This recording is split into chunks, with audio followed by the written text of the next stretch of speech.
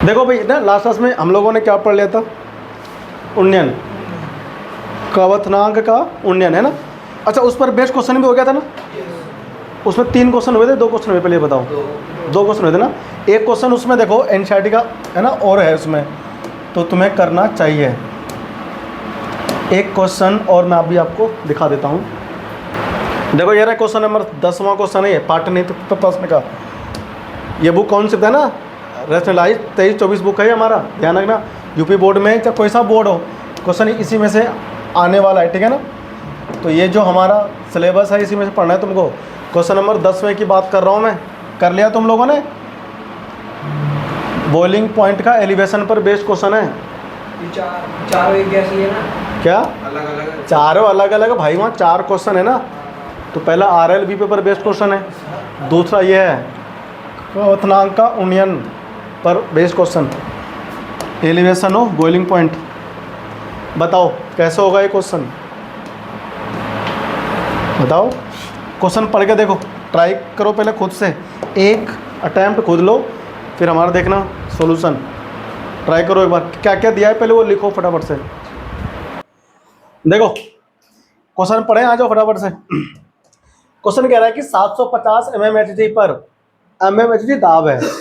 दाब का तो काम ही नहीं है इसमें। दाब पर जल का क्वथनांक 99.63 डिग्री सेल्सियस है। 500 ग्राम जल में कितना सुक्रोज मिलाया जाए कि इसका 100 डिग्री पर क्या हो जाए, क्वथन मतलब कि वो बॉयल हो जाए, उबल जाए। कितना मिलाया जाए? देखो क्या कह रहा है हमसे, ये कह रहा है हमारे पास एक बंद पात्र में विलायक है और वो जल है। कौन है? जल है। इस जल का अभी जो बॉइलिंग पॉइंट है T0B, वो कितना है?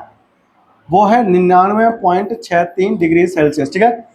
हाँ, इसमें कितना NBS मिलाऊं, अवाष्पशील विलय कितना मिलाऊं कि इसका जो बॉइलिंग पॉइंट है विलयन का, ये NBS इसमें मिलाया, ठीक है ना। मिलाने के बाद में ये बंद है, ठीक है ना। इस बंद पात्र के अंदर NBS मिला दिया, अवाष्पशील विलय। इसका जो बॉइलिंग पॉइंट हो गया वो हो गया 100 डिग्री। कितना हो गया? तो कितना NBS मिलाया, ये हमसे कह रहा है। 500 ग्राम जल था, जल की मात्रा कितनी थी? जल यहाँ पर क्या है बताओ, विलायक है कि नहीं है? जल यहाँ पर विलायक है, 500 ग्राम विलायक मिलाया। 500 ग्राम विलायक में कितना विलय मिलाया? तो हमें क्या निकालना है बताओ, विलय, यानी कि हमें W विलय निकालना है, यानी NBS। इसका मास पता करना है ना, कितना मिलाया, ये तो मालूम हमें करना है, हमें निकालना है। 500 ग्राम जल में मिलाया, बॉइलिंग पॉइंट इतना हो गया। देखो डेल्टा TB इक्वल टू क्या सूत्र होता है बताओ, याद है? KB गुना WNBS, मतलब विलय का भार। अगर विलायक ग्राम में है तो ऊपर 1000 आता है ना। और नीचे बताओ क्या लिखते हैं हम लोग? नीचे हम लोग लिखते हैं मोलर भार, किसका? विलायक का। विलायक का, अब विलय का लिखते हैं। तो विलय कौन है? NBS, अवाष्पशील, जो कि सुक्रोज यहाँ पर है। विलायक का भार यानी कि WH2, ये तो लिखते हैं, ये तो लिखते हैं। अब देखो तुमको डेल्टा TB दिया है क्या उसने? निकालना पड़ेगा। देखो दे रखा सब कुछ उसने। प्योर का ये रहा, विलियन का ये रहा। 37 कैसे निकलाएगा? 0.37 आएगा।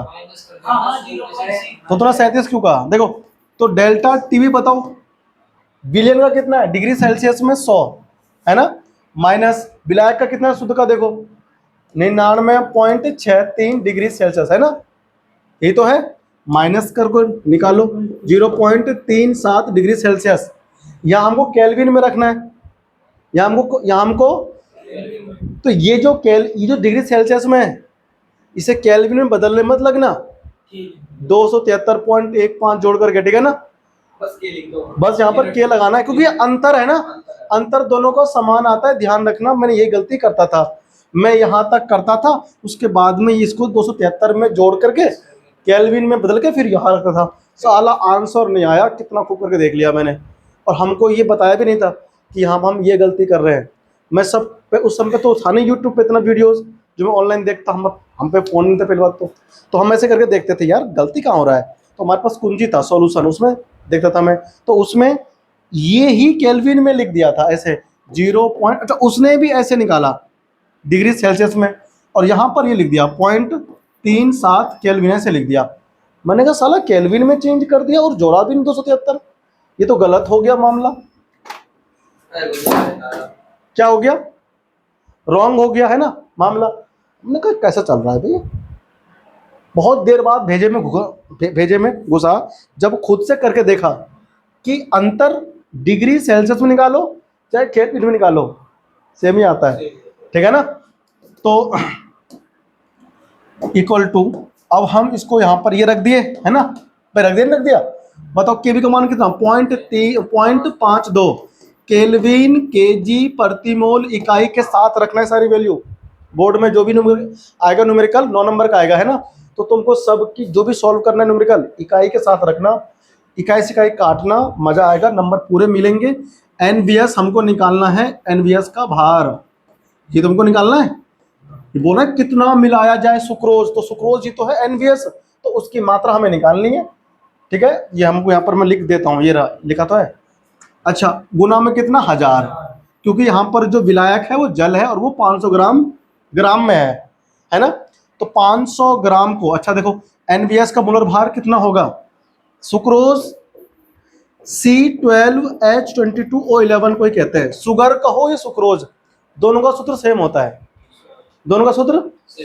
और इसका मोलर भार निकल के आता है 342 ग्राम प्रति मोल, ये निकालना आता है ना सबको, ठीक है। तो यहाँ पर देखो मैं रख रहा हूँ 342 ग्राम प्रति मोल इसकी यूनिट होती है, गुना ये भार 500 था ना, 1000 से भाग कर दिया, किलोग्राम में चेंज हो गया, तो यहाँ पर केजी आ जाता है, ठीक है ना, समझा। तो केजी से केजी तो गया मर, ठीक है ना। इस केल्विन से केल्विन मर गया, इस परमोल से परमोल मर गया, ओनली ग्राम बचा, किधर? इधर है ना, ये तो है ग्राम, और कोई ग्राम थोड़ी गई, तो इसका आंसर ग्राम में आएगा। इसका मतलब देख 500 दूनी होता है 1000, नहीं होता है?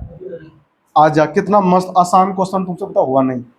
तो 0.37, देख इधर 342 है ना, तो 342 ग्राम में इधर आ गया, देख 2 को बटे में ले आएगा और बटे में कौन आएगा? 0.52 आ जाएगा, नहीं आ जाएगा।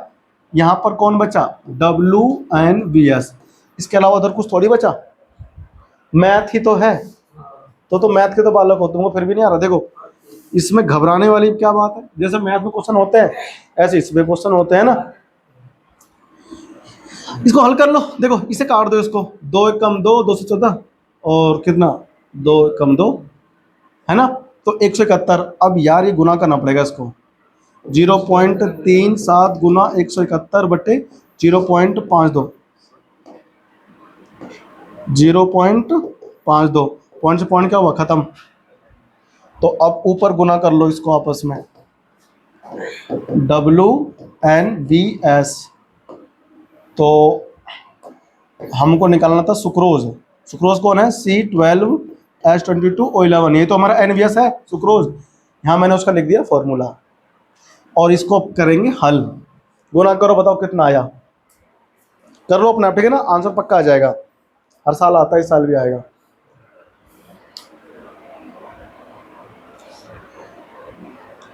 जब दिल ना लगे दिलदार हमारी गलियां जाना, 0.3 सॉरी अब तो 37 हो गया, 37 गुना 171 ये आएगा तुम्हारा 63 27, और भाग करो कितने से? 52 से, इसको 52 से भाग कर देंगे तो 121.67 आएगा, 121.67 ग्राम, ठीक है भाई। यानी हम जब सुक्रोज का C12H22O11 का 121.67 ग्राम मिलाएंगे द्रव्यमान, तब जाकर के 100 डिग्री सेल्सियस पहुंचेगा जल का क्या क्वथनांक। समझ में आया? तो ये हमारा एक अच्छा क्वेश्चन था, ठीक है, मुझे लगा तुमको समझा देना चाहिए। जो बच्चे पहली बार पढ़ रहे हैं चैप्टर है ना, उसके लिए बहुत लाभदायक रहेगा। किसी भी क्वेश्चन को ना करने का आसान सा ट्रिक ये है कि पहले लिखो दिया क्या है, जो दिया है सब कुछ लिख लो, और फिर देने के बाद में ये देखो तुम्हें क्या निकालना है, क्या क्या इंफॉर्मेशन गिवन है, ठीक है ना। सबसे पहले देखो क्या निकालना है, और फिर तुम्हारे पास जो सूत्र अवेलेबल है उस फॉर्मूले को लिखो। उस फॉर्मूले को लिखने के बाद में देखो फॉर्मूले में क्या क्या मिसिंग है और तुम कैसे कैसे वो निकाल सकते हो। सॉल्व हो जाता है ना। करो कॉपी। अब पढ़ते हैं आगे हिमांक का अवनमन। करो कॉपी फटाफट से। आ जाओ बात करते हैं हिमांक का अवनमन। ठीक है ना। अगला अणुसंख्यक गुणधर्म तीसरा है ना ये। तीसरा अणुसंख्यक गुणधर्म हिमांक का अवनमन। अवनमन मतलब जानते हो ना, कमी, यानी डिप्रेशन ऑफ फ्रीजिंग पॉइंट।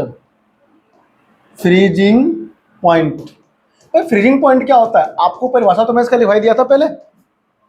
हाँ भाई देखो यहाँ तुम जितने सारे पॉइंट्स पढ़ रहे हो, जो मैंने तुमको ना एक वीडियो में समझाया था, वाष्पीकरण क्या होता है, हिमांक क्या होता है, क्वथनांक क्या होता है, वो सारे काम आ रहा है ना।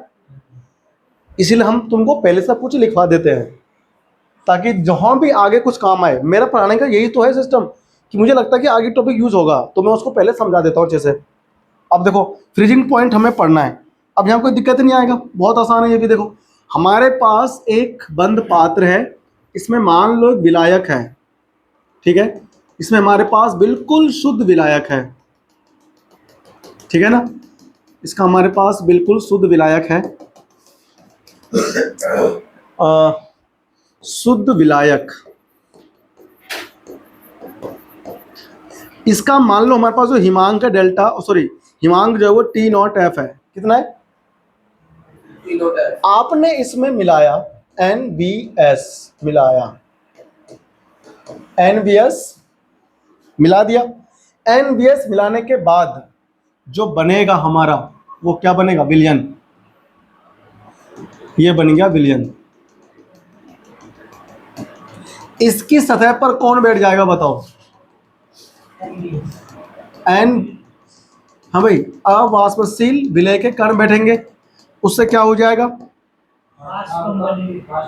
वाष्प कम बनेंगे तो वाष्प का दाब भी क्या होंगे? कम लगेंगे, है कि नहीं? यानी कि हम सभी जानते हैं कि वाष्प दाब इसका कम हो जाएगा। ये देखो इसमें है ना, यहाँ पर बनेंगे ज्यादा मात्रा में वाष्प, है ना, लेकिन इसकी तुलना में इसमें कम बनेगा। अब यहाँ पर क्या हो गया? ये बन गया विलयन, यानी NBS अवाष्पशील युक्त, अवाष्पशील विलय युक्त, विलय युक्त विलयन। इसका जो हमारे पास हिमांक होगा, इसका हिमांक हम मान लेते हैं TF। F मतलब फ्रीजिंग पॉइंट, T मतलब टेम्परेचर। ठीक है ना, यानी ये क्या है? शुद्ध विलायक, शुद्ध विलायक का हिमांक, और ये हमारे पास होता है विलयन का हिमांक। विलयन का हिमांक। बात समझ में आ गया कि नहीं आ गया? अब इधर देखो ध्यान से, हम कैसे भी जानते हैं NBS युक्त विलयन का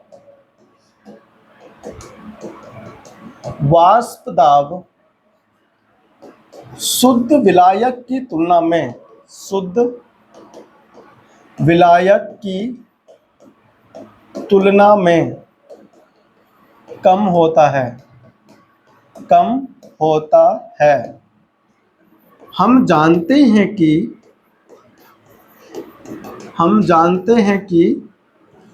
वाष्प दाब हिमांक के समानुपाती होता है। हम जानते हैं कि वाष्प दाब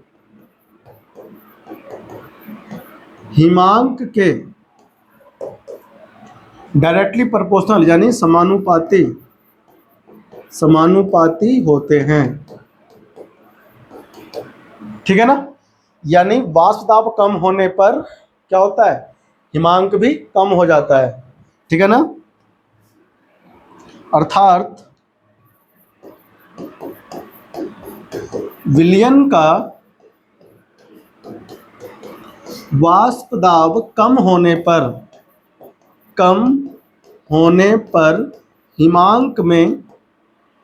हिमांक में कमी हो जाती है। जिसे क्या कहते हैं बताओ? जिसे हिमांक का अवनमन, हिमांक का अवनमन कहा जाता है, कहा जाता है। बात समझ में आया कि नहीं आया?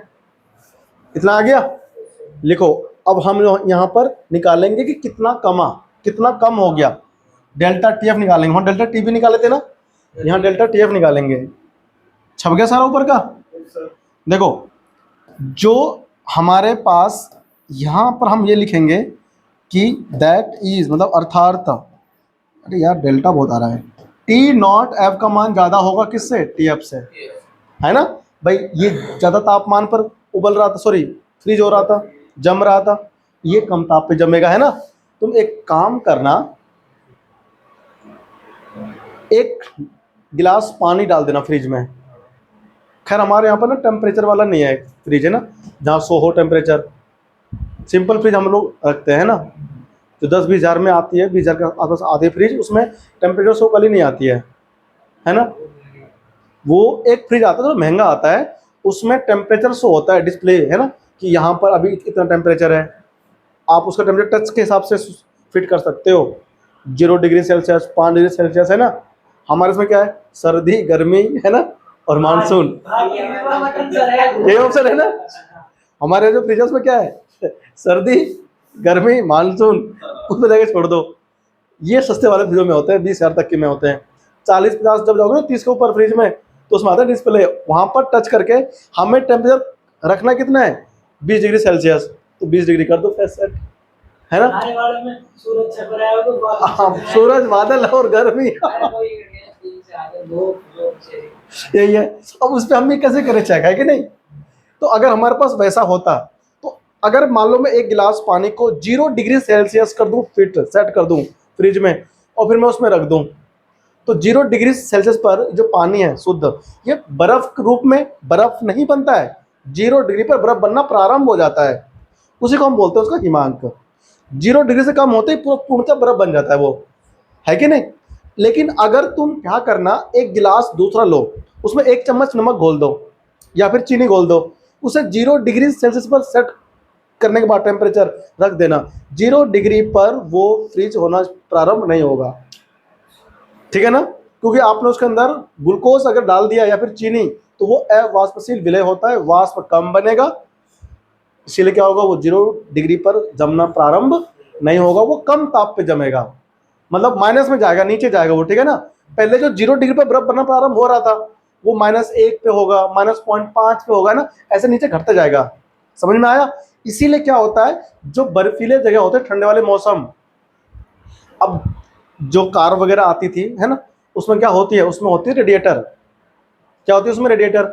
उसके रेडिएटर में पानी गिरते हैं। अब अगर सर्दी वाला जो जगह है, कश्मीर हो गया, जहाँ पर बर्फ़ पड़ती है, वहाँ अगर तुम लेकर जाओगे अपने कार को, तो कार का पानी जम जाएगा, गाड़ी स्टार्ट नहीं होगा, है ना। क्यों? उसमें जो होता है रेडिएटर, वो पानी जम जाएगा, तो उसके पानी के अंदर इथाइलिन ग्लाइकोल नाम का केमिकल मिला करके फिर भरते हैं।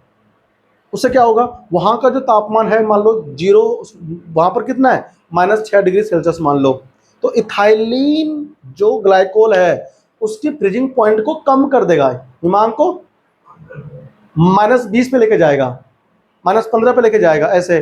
वहाँ का तापमान है कितना? -6, और जो तुम्हारे अंदर पानी डाला है इथाइलिन ग्लाइकोल मिला करके, उसकी वजह से उसका जो तापमान है, हिमांक है, वो कहाँ पहुँच गया? वो पहुंच गया -15 मान लो। तो -15 तापमान है नहीं वहाँ का, तो पानी जमना प्रारंभ होगा ही नहीं, तो वो जमेगा नहीं पानी। इसीलिए बोलते हैं कि बताओ, सर्दी वाले बर्फीले जगह में, वाहनों के अंदर जो पानी होता है, उसके अंदर इथाइलिन ग्लाइकोल क्यों मिलाया जाता है? तो आपका आंसर क्या होगा? क्योंकि क्योंकि इथाइलिन ग्लाइकोल मिलाने से उस जल का हिमांक कम हो जाता है, तो कम तापमान पर वो फ्रीज नहीं होगा पानी, है ना, और गाड़ी आराम से चलती रहेगी, स्टार्ट भी होगा, ठीक है ना। तो इसका था रीजन, वहाँ पर हिमांक हमारा कम हो जाएगा, ठीक है ना। ये ध्यान रखना, अवाष्पशील विलय को मिलाने से उसका क्या होता है? बॉइलिंग पॉइंट कम हो जाता है, ठीक है। देखो, तो हमें देखना कितना कम हुआ, डेल्टा टी एफ, क्या बोलते हैं उसको? हिमांक का अवनमन, हिमांक का अवनमन, ये हमारा हो गया डेल्टा टी एफ।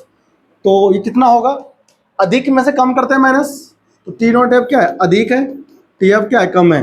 तो डेल्टा टी एफ का सूत्र क्या बना, टी नॉट एफ माइनस और टी एफ, ठीक है ना, ये हमें ध्यान रखना है। अब इसके लिए लगाते हैं फॉर्मूला ड्राइव करते हैं, ठीक है ना। प्रयोग दर्शाते हैं कि, एक्सपेरिमेंट से लगा पता, प्रयोग दर्शाते हैं कि, क्या दर्शाते हैं भैया, कि हिमांक का अवनमन यानी कि डेल्टा टी एफ क्या होता है, विलयन का तनुकृत विलयन, तनु विलयन लिखो, तनु विलयन, ये हमारा विलयन आदर्श विलयन है, ठीक है ना, क्या है ये, आदर्श विलयन है, ये ध्यान रखना। के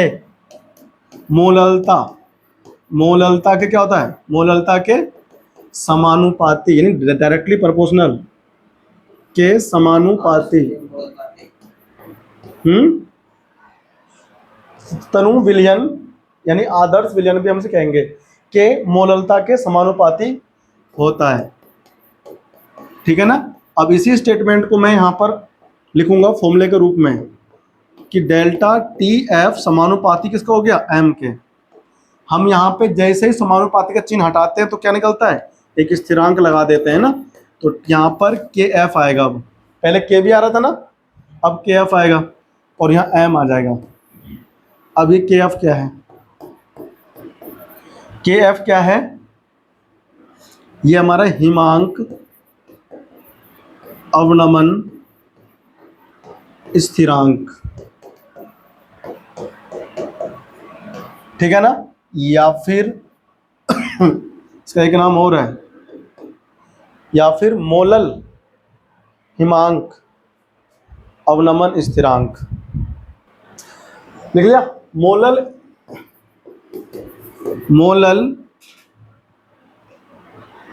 अवनमन,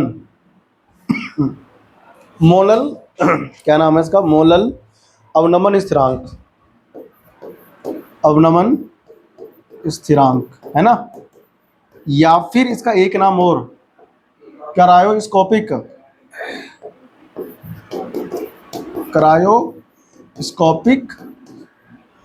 स्थिरांक, ठीक है ना।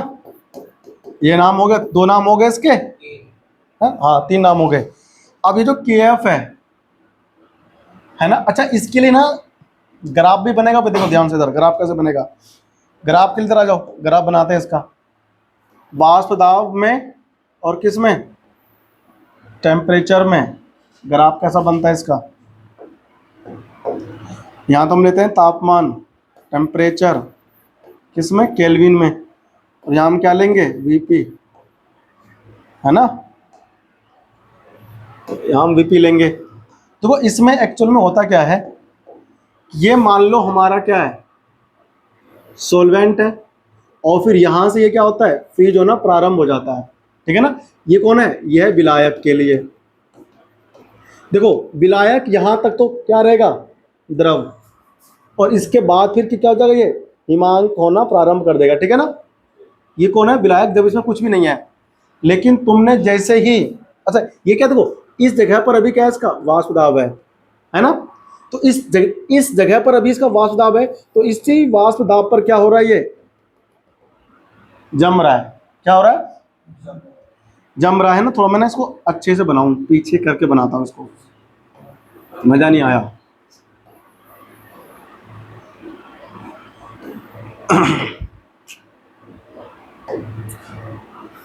ये इस जगह पर आकर ये ऐसे जम रहा था, ठीक है ना। ये हमारा विलायक के लिए है, विलायक के लिए है। इसका जो वाष्प दाब देखो ये ऐसे ऐसे घट रहा है, ठीक है ना, ऐसे। तो इस वाले वाष्प दाब पर इसका जो फ्रीजिंग पॉइंट है वो ये है, टी नॉट एफ, समझा। पहले समझ लो भाई, ग्राफ है ना फिर बाद में बोलोगे समझ में हमको नहीं आया, ग्राफ बना लेना। देखो इस वाले वाष्प दाब पर, इधर ये वाष्प दाब है। इसका जो फ्रीजिंग पॉइंट है वो यहाँ पर है, और ये हमारे यहाँ देखो तापमान दिखा रहा है। इस वाष्प दाब पर ये फ्रीजिंग पॉइंट है विलायक का शुद्ध। तुमने उसमें NBS मिला दिया, क्या मिला दिया बताओ? NBS जैसे ही मिलाओगे उसका वाष्प दाब कम हो जाएगा। क्या हो जाएगा बताओ? इसका वाष्प दाब हमारा कम हो जाएगा, है ना। देखो ये तुम्हारा ग्राफ जाएगा विलयन के लिए। ये थोड़ी गड़बड़ बन गई, देखो। और ये ग्राफ हमारे पास ये विलयन के लिए। भाई विलयन में क्या हुआ देखो, ये विलयन के लिए है। विलयन के अंदर कौन है? अवाष्पशील विलय। तुमने जैसे ही उसमें अवाष्पशील विलय मिलाया, उसका देखो वाष्प दाब क्या हो गया? कम हो गया। क्या हो गया भाई? पहले यहां था उसका वाष्प दाब, इधर था ना, ये PA के लिए था, मतलब विलायक के लिए। और ये कब हो गया? P कुल के लिए, कुल मतलब विलयन के लिए। तो वाष्प दाब ये कम है ना, ये ज्यादा है। तो इसका जो अंतर होगा इसको तुम डेल्टा P बोलते थे, याद है ना। अब कितना वाष्प दाब कम हुआ, है ना, अवनमन हो गया उसमें, मतलब लोअर हो गया, है ना, कमी आ गई। तो अब इस वाष्प दाब पर ये चीज क्या यहाँ पर फ्रीज होगा, देखो इधर कम तापमान पर ही फ्रीज होगा, है ना। देखो तो ये क्या हो गया, इधर पहले अधिक ताप पर फ्रीज हो रहा था, अब कम ताप पर फ्रीज होगा ये। तो इसका जो अंतर है, अंतर, उसको हम लोग डेल्टा TF कहते हैं, ध्यान रखना, ठीक है ना। और ये हमारा कौन, देखो ये हमारा TF है।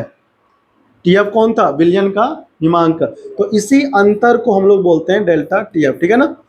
कॉपी करो, ये ग्राफ इसके लिए है। और ये जो पॉइंट है इसे हम बोलते हैं क्या? हिमांक का अवनमन के लिए।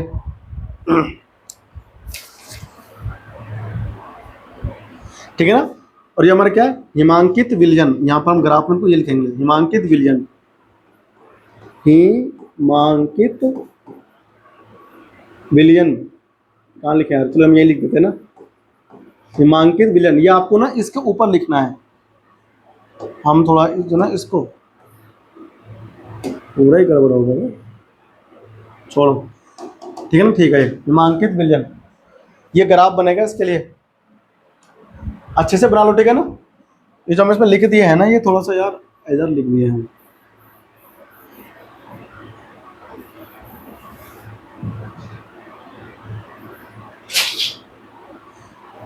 इस डेल्टा P को लगाने की ना जरूरत नहीं है, समझ गए आप?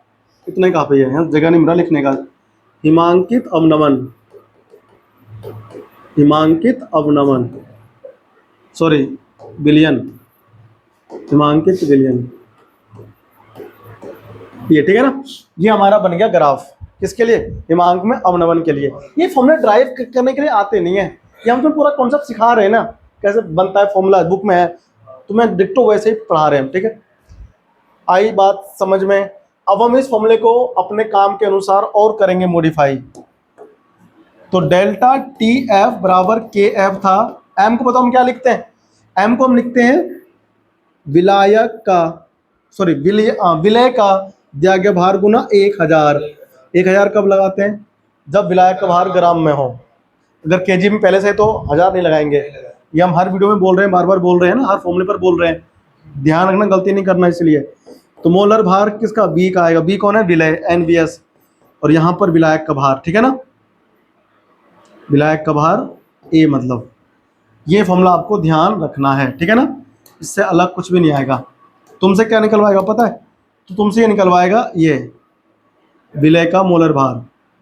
बहुत बार ये भी निकलवा लेता है ना, हिमांक का अवनमन, ठीक है ना। तो जैसा डेल्टा T भी था ऐसे डेल्टा TF है, ठीक है ना। अगर एक याद हो गया, सब याद है ना। अब इस पर बेस्ड क्वेश्चन करने की बारी आ गई, फिर से आ जाओ। पहले एग्जांपल उठाते हैं, ठीक है ना, एक मस्त वाला, फिर एक क्वेश्चन तुम्हें दूंगा घर से करने के लिए, ठीक है ना। छाप लो भाई इसको फटाफट से। देखो क्वेश्चन देखो फटाफट से, कहाँ जाओगे अभी? क्वेश्चन पे आओ पहले, देखो ओह, ये क्वेश्चन तुम्हें खुद से करना है, घर पे खुद से करना है। कौन सा? ये 11वां इसको, हाँ 1.11 है, नया बुक है ना, तो इसमें पहला चैप्टर है, तुम्हारा ओल्ड बुक है उसमें दूसरा चैप्टर है।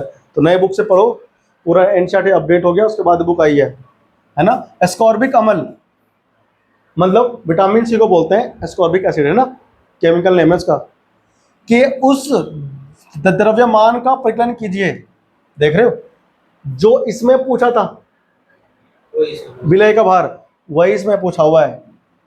एस्कॉर्बिक अम्ल यहाँ पर क्या है, विलय है, जो अवाष्पशील होता है, उसका द्रव्यमान ज्ञात करना है, यानी कि दिया गया भार विलय का ज्ञात करना है, जिसे 75 ग्राम एसिटिक अम्ल में घोलने पर, किसमें घोला बताओ, 75 ग्राम, ये क्या है, विलायक का दिया गया भार है, द्रव्यमान, ठीक है ना। अम्ल में घोलने पर उसके हिमांक में 0.5 डिग्री सेल्सियस की कमी हो गई। ये पता क्या है, डेल्टा टी एफ है, ये कमी हो गया डिग्री सेल्सियस में, तो देखा इसने, इसी डिग्री सेल्सियस को मैं 273.13 जोड़ करके केल्विन में बदल दे रहा था, आंसर नहीं आ रहा था। या बस यहाँ तुम्हें केल्विन करना है डायरेक्ट, डेल्टा टी एफ ये रहा, मोलर भार तुम इसका निकाल लोगे सूत्र से। विलायक का भार दे रखा है, क्या चाहिए तुमको यार, है सब कुछ तो दे रखा है इसने, है ना, और कर लेगा इसको अपने आप, हार्ड थोड़ी है, कर लेना घर जाकर, बता रहा हूँ पहले ही मैं तुम्हें, इसका एग्जाम्पल करके दिखा रहा हूँ, ठीक है ना। ये रहा एग्जाम्पल, देखो इसे एग्जाम्पल है ना इसमें, तो एग्जाम्पल करके अगर नहीं, देखो क्या मिला रहा है, ये इथिलीन ग्लाइकोल मिला रहा है ना। हाँ, हम इसी का नाम लिए थे, तो ये क्वेश्चन पूछता है, ये कंसेप्चुअल क्वेश्चन होता है कि बताओ सर्दी वाले इलाके में जो वाहन होते हैं उसके पानी में इथाइलिन ग्लाइकोल क्यों मिलाते हैं।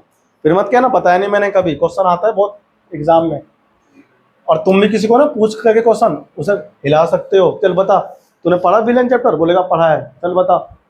जो सर्दी वाला जगह होता है कश्मीर, जम्मू कश्मीर, जब बर्फ पड़ते हैं, वहाँ की गाड़ियों में इथाइलिन ग्लाइकोल मिलाने की सलाह क्यों दी जाती है, और बंदा चौंक जाएगा, ठीक से नहीं पढ़ा होगा तो, ठीक है ना, बर्बाद हो जाएगा वो तुम्हारे क्वेश्चन सुनते ही, ठीक है। अच्छे से पढ़ो, ध्यान से देखो, इथाइलिन ग्लाइकोल, ये रहा उसका सूत्र C2H6CH2, इसका फॉर्मूला ऐसे होता है CH2OH, CH2OH, ये होता है इथाइलिन ग्लाइकोल का स्ट्रक्चर, ऐसा होता है, यही हमारा 4 2 6 C2H2, ठीक है ना, सॉरी C2H6O2। इथाइलिन ग्लाइकोल यानी कि हमारा विलय कितना है, C2H6O2 का भार कितना बताओ, 45 ग्राम दिया गया भार हो गया विलय का, 600 ग्राम जल में घोला गया, कहाँ पे, विलय का भार कितना बताओ, 600 ग्राम। कितना आसान क्वेश्चन है यार, गली का कुत्ता कुत्ता कर देगा, सॉरी कुत्ता कुत्ता नहीं, बच्चा बच्चा। मिलाया गया, विलयन के हिमांक में अवनमन बताना है, क्या अवनमन बताना है, किसमें, हिमांक में, और फिर हिमांक की गणना भी करनी है, तो कितना कम हुआ। देखो अब तुम बताओ T0F क्या होता है, जल का, जल कितने डिग्री पर बर्फ बनना प्रारंभ होता है, 0 डिग्री सेल्सियस पर, है कि नहीं। अब इसने हमको कुछ दिया ही नहीं यार, हाँ, हिमांक में अवनमन कितना वो कहाँ दिया इसने हमको, नहीं दिया ना।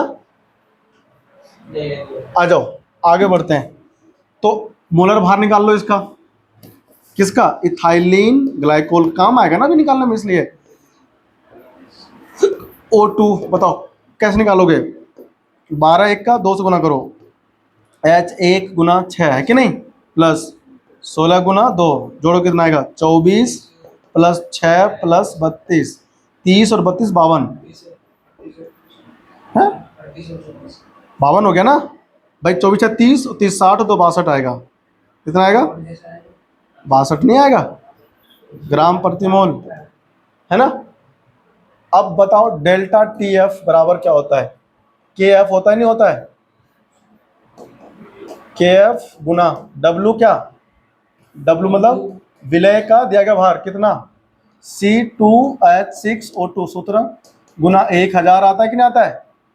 अब कौन बताओ यहाँ पर कितना है, मोलर भार किसका, C2H6O2 का मोलर भार गुना विलायक का भार WH2O। देख डेल्टा टी एफ हम क्या लिख सकते हैं बताइए, T0F माइनस डेल्टा एफ, है कि नहीं, ये तो लिख सकते हैं। हाँ, इज इक्वल टू, ये देखो के एफ का मान वाटर के, ये मैं यहीं लिख दूँ ना, डेल्टा टी एफ को यहीं लिख दूँ, T not F minus T F, ठीक है ना, कोई दिक्कत थोड़ी है इसमें, नहीं।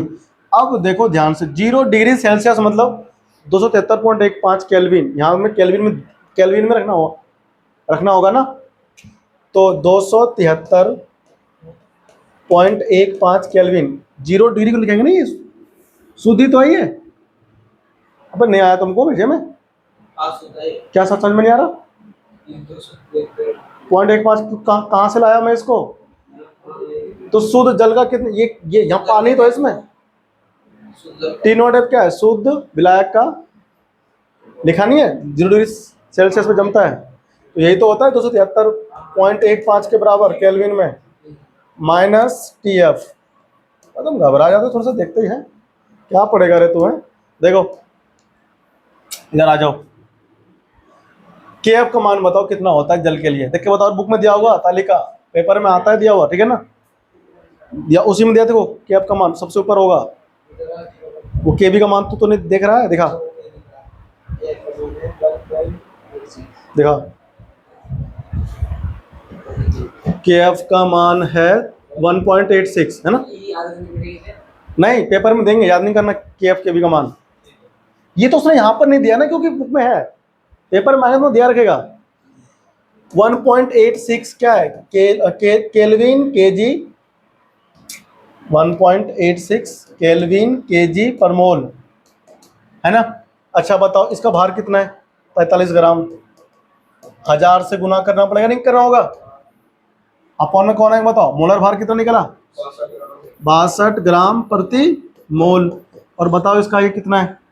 600 ग्राम जल का भार है, ये केजी में हो गया था ना, 1000 है ना, इसलिए केजी में चेंज हो गया था भाग करते ही, तो केजी, इस सब इकाई कटकर केल्विन बचना चाहिए केवल, खत्म हो गया, परमोल खत्म हो गया, ग्राम से 2 ग्राम में खत्म हो गया ना। अब यहाँ सुनो भाग करना है, 2 खत्म हो गया ना, यहाँ 10 बचा, देख यहाँ पर 10 है ना, ये पॉइंट हमारा इधर भाग जाएगा इधर, तो 273.15 माइनस टी एफ बराबर, इसको हल करो, 10 गुना करो इसमें, तो 18 पॉइंट कितना बचेगा? 6, 45 बचा, किससे काटें? 3 दूनी 6, 3 कम 3, 3 बटे 15, 15 है ना, गुना में 15 बटे में कितना आ गया? 62 दूनी कितना होता है? 124, नहीं हो गया? चलो काट लेते हैं, चलो यहाँ गुना यहाँ कर लेना, इधर काट लेते हैं, फिर भी यार गुना तो करना ही पड़ेगा ना। ये तुम्हारा किस में हो गया? केल्विन में, है ना।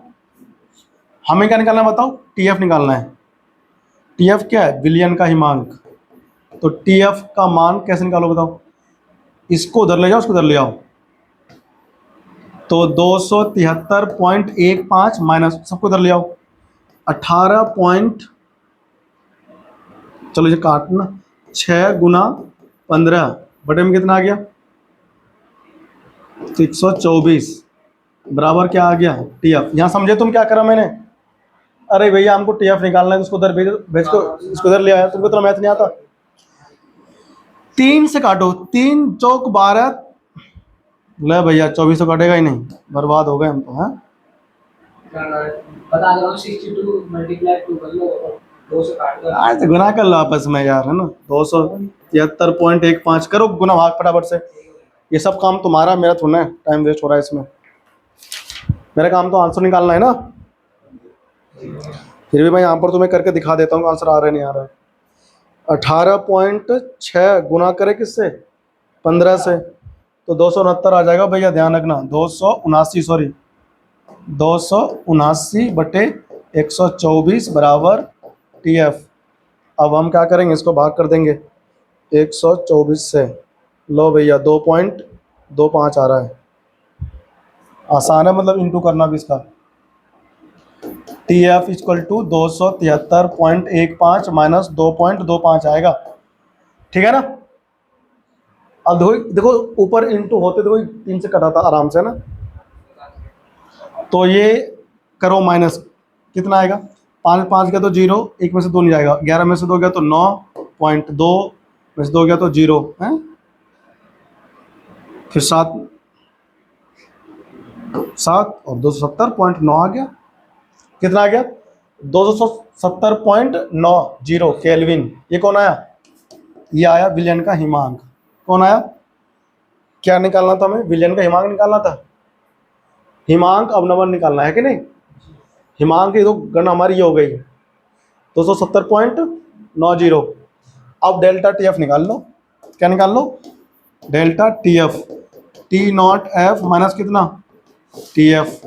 बताओ कितना था टी नॉट एफ? 273 पॉइंट, अवनमन तो इतना हुआ ना, डेल्टा टी एफ भी तो हमारा अवनमन है भाई, वो हमारा 273.15 माइनस 270.90, तो कितना आएगा पता है? सॉल्व करके डेल्टा टी एफ तुम्हारा निकल गया, कितना आएगा? 2.25 केल्विन। कितना आएगा? इतने का अवनमन हुआ। ठीक है ना? आया आंसर सबका?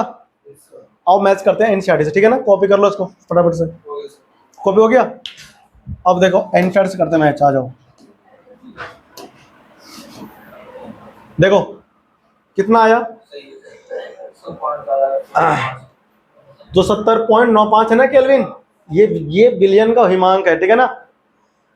और क्या पूछा था? ये तो पूछा था ख्या में, क्या पूछा इसने? ख्या सब इसी में निकाल दिया। ठीक है ना? ये 2.2 केल्विन आ रहा है ना, डेल्टा टी एफ कितना आ रहा है?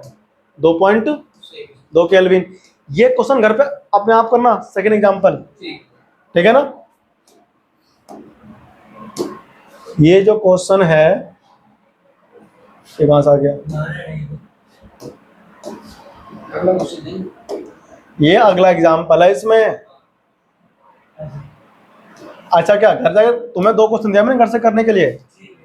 एक ये वाला क्वेश्चन, ठीक है ना, एक वैद्युत अपघटय के 1.00 ग्राम को 50 ग्राम बेंजीन में घोलने पर इसके हिमांक में 0.40 केल्विन की क्या रही है? कमी हो जाती है। तो डेल्टा टी एफ देखा तुमने? ये रहा बेंजीन का हिमांक अवनमन स्थिरांक, ये रख के अब दे रखा है। ठीक है ना? विलय का मोल द्रव्यमान ज्ञात करिए। ठीक है? ये निकालना है तुमको, MnVS वाष्पशील विलय का मोलर भार निकालना है। ठीक है ना? अपने आप करना। मिलते तुमसे अगली क्लास में। प्रासरण दाब है ना पढ़ेंगे, उसमें बहुत सारे छोटे छोटे कॉन्सेप्ट है, वो सिखाऊंगा। टेक केयर, है ना? Bye bye.